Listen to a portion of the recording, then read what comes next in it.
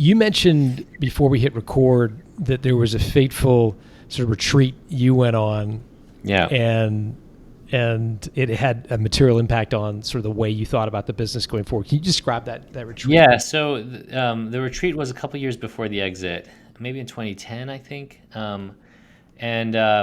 We got together to decide strategy. The problem with webs always was that it served every customer, which also means you're not serving any customer. So we had small businesses, we had groups, but then the vast majority of our users were just personal users who were making websites for just personal expression and blogs and stuff like that.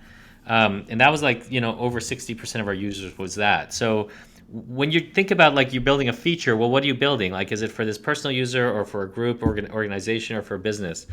So we got into that meeting, we looked at the data, and we discovered that a lot of the premium customers actually were businesses.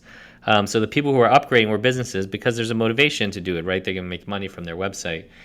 Then we actually said, okay, look, who would buy this company? And we literally listed, we probably came up with maybe 10 names of companies, mostly public companies, that we thought would want to buy webs. And as we looked at them, we saw that many of them were companies that focused on the small business market. And Vistaprint was on that list, Intuit was on that list, right? You could imagine other names on that list, like Salesforce, things like that, Constant Contact. And so as we looked at that, we said, okay, well, if that's kind of what those companies are, why would they buy a company that's all about personal websites, for example? They're going to have no need for that. And so we said, look, if we're ever going to get value for this thing, we need to be a company that is valuable for these types of people. And so in that meeting, we decided to actually reposition and pivot the entire company to be focused on the small business customer and solutions for them. And so that not only just changed kind of our messaging and stuff like that, but it also changed our product roadmap.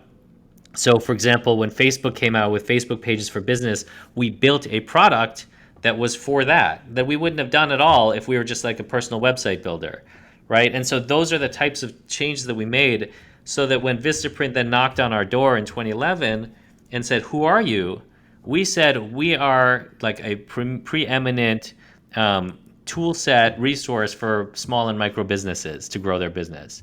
And that was music to their ears, because that's exactly what they were doing. Vistaprint had a lot of physical products for businesses to grow, but they're looking for a team and a digital product solution as well. And we basically slotted directly into that. That made a big difference, I think, in terms of the synergies and everything else.